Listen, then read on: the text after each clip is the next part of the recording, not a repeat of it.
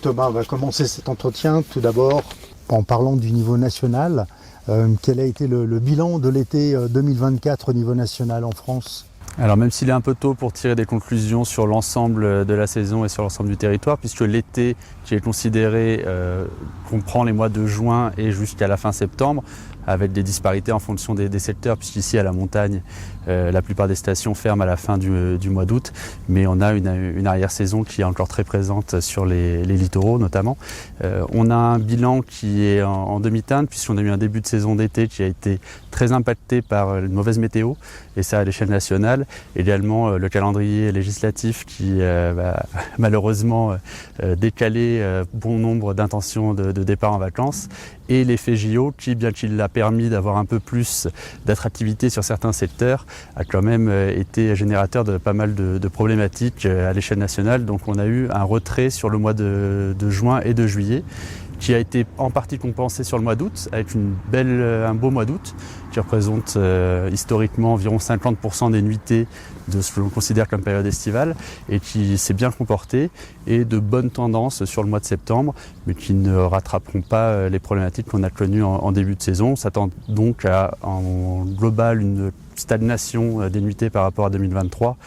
avec des situations contrastées et des territoires qui ont beaucoup souffert, puisque sur juillet, on a certains territoires qui étaient aux alentours de moins 20, moins 30% par rapport à l'année passée, et malgré le mois d'août ne compenseront pas ce retard qui a été pris. On pense notamment à la côte atlantique, et plutôt au nord de la côte atlantique, qui a été un peu sinistrée sur ce début de saison d'été. Est-ce qu'en montagne, globalement, en dépit de la météo, on a toujours eu cet effet un peu recherche de fraîcheur, ou moins cette année, puisque la météo était défavorable ? Alors effectivement, l'impact de la météo sur la montagne est assez important, surtout sur les séjours de dernière minute, où quand on a des canicules, on trouve un vrai intérêt et une appétence de la clientèle pour le séjour en montagne, avec des disponibilités de dernière minute qui sont quasi systématiques, puisqu'on a toujours de la place l'été à la montagne, même si la tendance de fond est quand même bonne. Cet été, on va enregistrer entre les stations village et les stations de haute altitude, les stations grand domaine, des reculs entre 2 et 4%, même si Avoria s'en sort mieux que les autres avec un atterrissage alentour d'1 point de plus que l'an passé. La tendance est quand même sur une légère baisse, avec une baisse qui impacte surtout les clientèles françaises. Sur les clientèles étrangères, elles se sont bien maintenues, avec quelques variations, moins de Britanniques, plus d'Allemands et de Belges notamment, mais sur l'ensemble, on reste sur un marché étranger qui s'est bien maintenu. Côté pouvoir d'achat, on a ressenti une baisse significative du pouvoir d'achat des consommateurs français. Est-ce que c'était le cas également cet été ? Alors effectivement, ce que l'on avait commencé à noter l'année dernière, avec des paniers moyens qui avaient tendance à baisser, se confirme cette année, avec des arbitrages importants faits par la clientèle principalement française, qui a dû faire face à des hausses dans tout un tas de budgets, et qui donc a arbitré sur la partie restauration, sur la partie gamme d'hébergement. On a pu noter qu'il y avait quand même encore cette tendance de l'été dernier qui avait tendance à se renforcer cet été à nouveau. Thomas, vous avez également des responsabilités au niveau national, à la fédération FNAIM, au niveau justement de la fréquentation touristique. Aujourd'hui, on est sans gouvernement, sans ministre du logement. Quelles sont les conséquences pour l'activité immobilière ? Alors effectivement, au sein de la commission location de vacances et immobilier de loisirs que je co-préside avec Devry Le Guyouzet, qui est sur la côte atlantique, on avait beaucoup eu d'activités avant la saison estivale, avec des propositions de loi qui devaient encadrer et réguler un peu plus le marché touristique et l'immobilier de loisirs et la location de courte durée. Tout un tas de réformes étaient en cours, et depuis la dissolution au début d'été, toutes ces réformes sont pour l'instant à l'arrêt, et on ne connaît pas, et on ne connaîtra pas certainement avant quelques mois maintenant, la nouvelle feuille de route du gouvernement. Donc on se retrouve dans une situation d'incertitude pour l'ensemble des propriétaires français qui disposent de résidences secondaires, qui le mettent en location, et on n'a pas vraiment de feuille de route, et on est très attentif aux prochaines nominations qui nous permettront de reprendre le travail qui avait été bien amorcé avec le précédent gouvernement avant l'été. Est-ce que tout ce travail que vous avez effectué pourrait être remis en cause par la personnalité du ministre du Logement, du futur ministre ? Alors on a plusieurs interlocuteurs, le logement et le tourisme qui nous concernent évidemment de manière assez importante dans nos métiers. Et on n'a pas l'habitude d'avoir des postes nommés tout de suite sur ces éléments-là. On espère que le prochain gouvernement sera attentif à cette question du logement qui est hautement importante pour nos métiers de location saisonnière, mais bien au-delà, et pour la partie tourisme qui est un des premiers employeurs de France. Et donc on espère avoir des interlocuteurs attentifs et qui vont prendre rapidement en main ces dossiers qui sont vraiment très importants avec la crise du logement actuelle.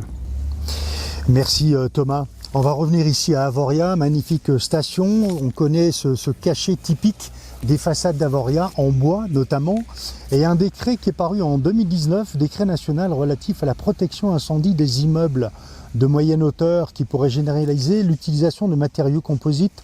pour des travaux de rénovation de bâtiments. Ça voudrait dire en gros qu'il faudrait enlever toutes ces façades en bois pour mettre autre chose. Comment réagissez-vous, vous ici à Avoria? On sait qu'il y a le même problème à La Plagne, mais à Avoria, comment réagissent les habitants? Alors cela fait maintenant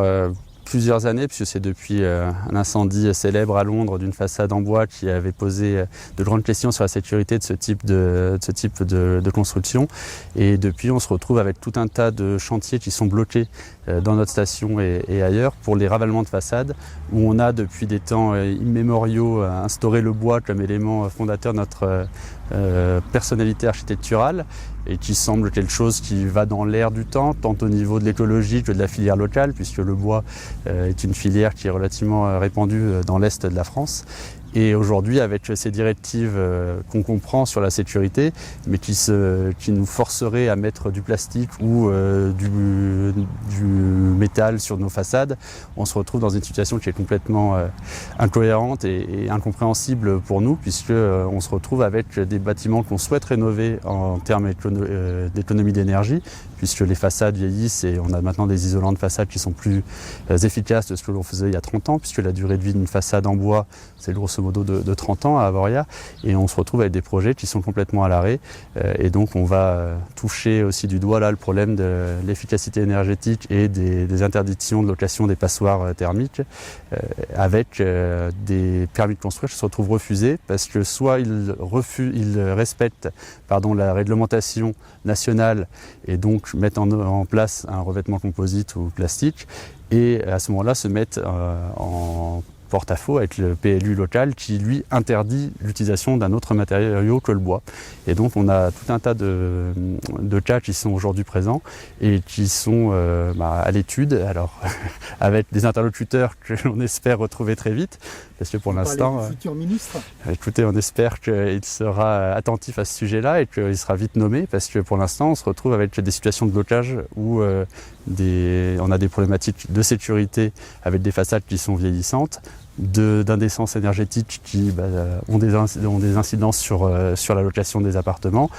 et en face des interdictions d'établir les travaux, puisqu'on ne respecte pas soit le PLU, soit la réglementation nationale. Et quelle que soit la situation, on n'est pas dans les clous en fait. Quoi qu'on fasse, on ne peut malheureusement pas rénover nos façades à l'heure actuelle, donc il est très important que les pouvoirs publics à l'échelle nationale prennent ce dossier en main et accordent des dérogations au cas par cas sur des aspects locaux, puisqu'il ne s'agit pas de mettre en cause la sécurité des personnes et des biens qui restent un absolu pour nous, mais que l'on puisse